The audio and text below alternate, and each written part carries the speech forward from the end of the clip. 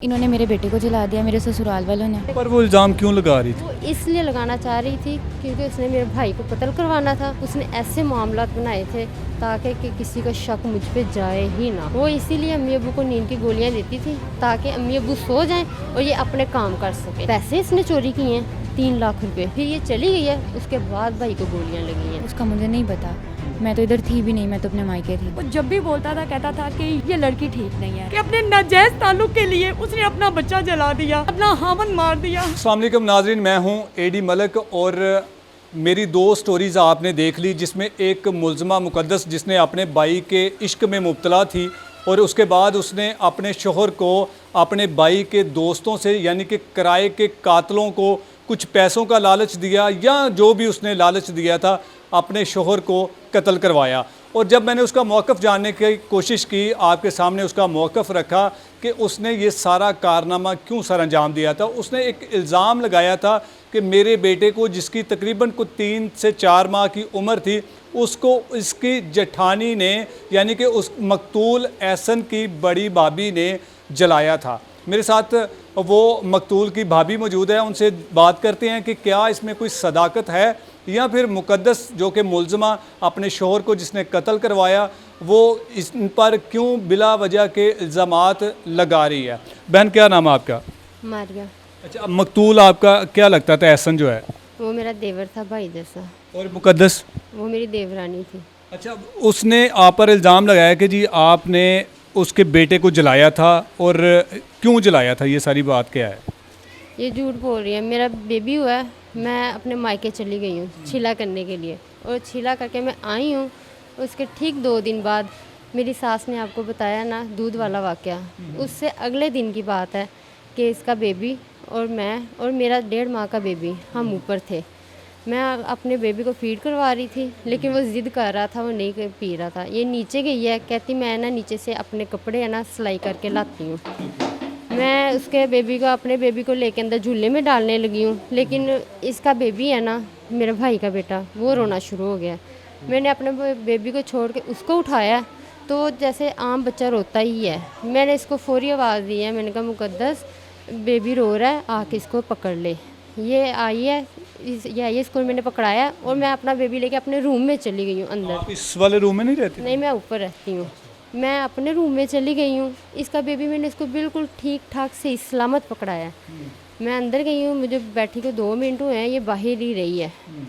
इसने अचानक से कहती ये क्या हुआ है। मैं भी डर गई हूँ, मैं उठी हूँ, मैं बाहर आई हूँ भाग के। मैंने कहा क्या हुआ? इसका मुंह था दरवाजे की तरफ, ये सीढ़ियाँ है ना इसकी तरफ था। इसने मेरी तरफ बेबी नहीं किया। मैंने कहा क्या हुआ मुक़द्दस? इसने मुझे नहीं बताया। ये फौरी नीचे भाग गई है। यहाँ मेरी सास ससुर ना बैठे हुए थे, इसने ला के ना अब्बू जी को पकड़ा दिया। तो मैंने भी तब ही देखा था, उसका पाँव है ना बच्चे का, तब देखा था। मैंने कहा ये क्या बच्चे का पाँव जला हुआ है। तो इसने ना फौरी, ये सारे मोहल्ले वाले इकट्ठे हो गए, सारा कुछ इसने फौरी इल्ज़ाम लगाना मेरे को शुरू कर दिया। मारिया ने मेरा बेटा जलाया है, मारिया ने मेरा बेटा जलाया है, मारिया ने मेरा बेटा ऐसे किया है।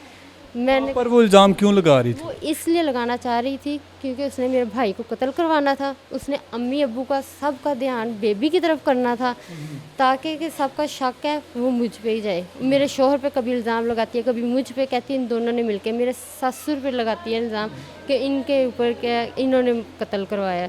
वो ये सारे काम इसलिए कर रही थी, इसने इसलिए बेबी जलाया कि सबका ध्यान बेबी की तरफ हो जाए और किसी को मेरे ऊपर शक भी ना जाए। उसने ऐसे मामलात बनाए थे ताकि कि किसी का शक मुझ पे जाए ही ना। ये जो नींद की गोलियों वाली कहानी है, इसमें क्या सदाकत है? क्यों वो नींद की गोलियां देती थी? वो इसीलिए अम्मी अबू को नींद की गोलियां देती थी ताकि अम्मी अबू सो जाएं और ये अपने काम कर सके। ये फ़ोनों पे लगी रहती थी, ठीक है ना। जब देखो इसने फ़ोनों पे लगी रहना, जब देखे ये यहाँ पे नीचे अकेली होती थी, तो ज़ाहिर सी बात है अम्मी अबू तो सोए होने हैं, तो जो मर्ज़ी आए जो मर्ज़ी जाए, अम्मी अबू को क्या पता है। अच्छा, देखें, घर में जो औरतें होती हैं ना, उनको पता होता है कि ये ख़तून किस तरह की, ये किससे बातें करती है। कभी आपको नहीं लगा कि ये किस तरह की कुछ लोगों से बातें करती है? ये यहाँ पे 3 साल शादी को हुए हैं, ठीक है ना। ये यहाँ पे ज़्यादा देर रही ही नहीं है। ये जब भी यहाँ पे आती रही है ना, मेरे भाई है ना, वो इतने अच्छे थे ना, अल्लाह उनको जन्नत में आला मुकाम अता करे। वो इतने अच्छे थे ना कि वो कभी भी लड़ाई नहीं करते। वो हमेशा उनका यही होता कि सारे आपस में मिलजुल के रहें। अगर कोई लड़ता भी था ना, वो उनकी सुलह ही करवाते थे। जब मेरे भाई को गोलियां लगी थी ना, तो कौन सी बीवी ऐसी होती है कि जो अपने शोहर को, वो बेड पे पड़े हुए ज़ख्मी हालत में, वो इतने ज़ख्मी थे, 5 गोलियां कोई आम बात नहीं है। जो मारने से पहले जो वाक़या हुआ था। हाँ जी, तो क्या है, भाई बेड पे ज़ख्मी हालत में पड़े हैं कि वो अपना हाथ तक नहीं हिला सकते थे। तो इतने ज़ख्मी थे ना कि ये उस हालत में भी भाई से लड़ रही थी। आपको नहीं लगता था कि ये जो पहले वाक़या हुआ था शायद इसी ने ना करवाया हो, तो इससे अलहदगी कर लेनी बेहतर है? भाई किसी का शक उस पर जा ही नहीं सकता था, क्योंकि वो बीवी थी ना, इसलिए किसी का शक उस पर गया ही नहीं। अच्छा, इसके भाई का इसके साथ कोई नाजायज़ तल्लक बना, इस बारे में आप जानती हैं कि इसका कुछ था इस तरह का रिलेशन? नहीं, मैं इस बारे में कुछ नहीं जानती, मुझे इसके भाइयों का भी नहीं पता। अच्छा, कभी नहीं आए इस घर में? नहीं, कभी भी नहीं आए वो। इसने कभी जिक्र किया? नहीं, कभी भी इसने जिक्र नहीं किया। ये क्या नाम, यहीं पे ये नीचे रहती रही ना, ज़्यादा वक्त या इसने फ़ोनों पे लगी रहना है। ये ज़्यादा वक्त रही मायके में है। जब भी इसने आना है ना, जब ये पैसे चोरी हुए हैं ना 3 लाख रुपए, यही लेके गई थी। ये 3 दिनों के लिए आई थी, पैसे इसने चोरी किए हैं 3 लाख रुपए, फिर ये चली गई है। उसके बाद भाई को गोलियां लगी हैं। मेरे भाई। अच्छा, मुझे बहन आप भी बताइएगा कि आपका भाई था, छोटा था कि बड़ा था? मेरा छोटा भाई था जी। किस तरह का था? आप लोगों से किस तरह की वो बातें करता था? प्यार मोहब्बत कैसा था आप लोगों से? भाई कम था, मेरा बेटा ज़्यादा था, क्योंकि उसमें वो चीज़ें थी ये जो किसी में नहीं हो सकती हैं, किसी में नहीं हो सकती हैं। वो बहुत नाइस था। वो जब भी बोलता था, कहता था कि ये मेरा इसके साथ गुजारा नहीं है, ये लड़की ठीक नहीं है। तो हम लोग यही कहते थे कि नहीं बेटा, कुछ नहीं होता है, आपके बच्चे हैं, आप गुजारा करो। लेकिन ये नहीं पता था कि ये अंदर से वो क्या कहना चाहता है, और हम लोग उसकी पूरी बात सुन भी नहीं पाते थे। जब अगर आप इस बातों को गौर से समझ जाती कि ये हम इससे अलहदगी इख्तियार कर ले, तो आज आपका भाई आपके दरमियान होता? हमारे दरमियान होता। लेकिन कभी भी हमने अपने भाई की पूरी बात सुनी नहीं पाई। अगर वो कहता था ना कि ये इस तरह, कोई मुंह खोलता था उसकी बात के खिलाफ, तो हम लोग पहले कह देते थे कि बेटा नहीं, कोई बात नहीं, आपकी भी बहनें हैं, कि गुजारा करते हैं। वो अगर कर जाती है ना, तो आप अपने आप को संभाल लो, आपके बच्चे हैं। लेकिन कभी भी हम उसकी बात को समझ नहीं पाए कि वो क्या कहना क्या चाहता था, कि क्या हमें बताना चाहता था उसके मुतालिक। वो बच्चे कहाँ पे है उनके? वो बच्चे उसी के पास हैं, उसकी नानों के पास। तो अगर बच्चों को कुछ उन्होंने कर दिया तो उसका कौन जिम्मेदार हो? यही हमें खतरा है। हमें यही अपील है कि हमें हमारे बच्चे वापस कर दिए जाए, ताकि उन्हें कोई नुकसान ना पहुंचाए। जो जला सकती है, जो जहर दे सकती है, वो कुछ भी कर सकती है। आखिरी बार क्या मुलाकात हुई थी भाई से? क्या कहा उसने? मेरी भाई से कोई मुलाकात नहीं हुई, मेरी भाई से सिर्फ फ़ोन पे बात हुई थी बस, और मेरी कोई मुलाकात नहीं। उसमें भी वो यही कह रहा था कि मेरे बच्चे को जलाया गया है, मेरे बच्चे को जलाया गया है। वो रोता था, बहुत ज़्यादा उसके खिलाफ रोता था, बहुत शदीद रोता था उसके लिए। और ये सब कुछ उसने सिर्फ और सिर्फ उसे मारने की खातिर किया था। वो कौन सी माँ है जो अपनी औलाद को जला देती है? ऐसे भी दुनिया में माएँ हैं कि अपने नाजायज़ ताल्लुक़ के लिए उसने अपना बच्चा जला दिया, अपना हामन मार दिया। ये कैसी औरत है, कैसी बहन है? ये खुदा को क्या मुंह दिखाएगी? भाई का, बहन का मुकद्दस रिश्ता होता है, वो खुदा को किस चीज़ का जवाब देगी कि खुदाया कि मैं अपने भाई के साथ गलत थी, या मैं अपने बेटे को मैंने जलाया है, या मैं अपने शोहर के साथ मैंने मारा है? वो खुदा को किस चीज़ के किस गुनाह का सबूत देगी? बहन भाई का रिश्ता तो बड़ा पाक होता है ना, भाई तो जान दे देते हैं ना बहनों के लिए। बहुत पाक होता है। मैं कहती हूँ, मुझे कोई कहे ना कि तुझे दोज़ख में डाल दें या तेरे भाई को, तो मैं कहती हूँ खुदाया मुझे दोज़ख में डाल दे, मेरे भाइयों को ना दोज़ख में डाली। लालच दिया होगा उसके भाई ने, या उसने कुछ अपने भाई को वर्गलाया होगा? इनकी अंदर ही अंदर इनकी माँ के घर इनकी आपस में मुलाकातें होती रही हैं। वो कारखाने में ये जाती थी उससे मिलने के लिए। वो कारखाने वाले अब गवाही दे रहे हैं कि ये जाती थी और हम लोग पीछे से इनके लाक लगा देते थे।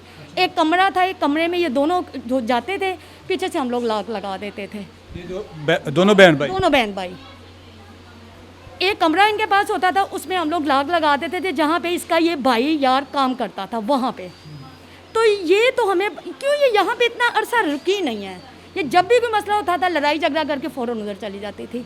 जब भी कोई मसला होता लड़ाई झगड़ा करके फ़ौरन उधर जाते। तो हम लोग शायद ये कहते थे शायद हमारा भाई को मतलब कोई ऐसी बात है, फिर भी यही कहते, हालांकि हमारा भाई ऐसा लड़ाई वाला, ऐसे झगड़े वाला वो था ही नहीं। आपका भाई तो वापस नहीं आ सकता, तो क्या आप अपील करेंगी कि क्या सज़ा मिलनी चाहिए? ऐसी औरत को फांसी तो बड़ी, ऐसी औरत के फांसी एक दफ़ा नहीं 20 दफ़ा देनी चाहिए, ताकि हर औरत को पता चले कि बहन भाई का रिश्ता क्या होता है, शोहर का रिश्ता क्या होता है, औलाद का रिश्ता क्या होता है। ऐसी औरत को खतर से खतरनाक सज़ा दी जाए, ताकि हर औरत, जो भी ऐसी औरत है, वो इससे इबरत हासिल करे। बस मेरी यही अपील है कि मेरी माँ को, मेरे बाप को इंसाफ चाहिए, किसी तरीके उन्हें इंसाफ दें। बिल्कुल हम अपील कर सकते हैं अपने अदारों से, अपनी अदलिया से, कि इस तरह के वाक़यात जो बढ़ते चले जा रहे हैं वो इंतहाई काबिल मज़म्मत हैं। और अफसोस की बात है कि इस तरह के पाक रिश्तों को किस तरह से नापाक बनाया जा रहा है, शायद कुछ अपनी हवस को ख़त्म करने के लिए। लेकिन उम्मीद करता हूँ कि ऐसे लोग जिन्होंने इस रिश्ते को नापाक बनाया और एक मज़लूम शख्स को, के एक शरीफ इंसान को कत्ल करवाया, वो ज़रूर उनको सज़ा दी जाएगी। इसी के साथ इजाज़त चाहूँगा। अल्लाह।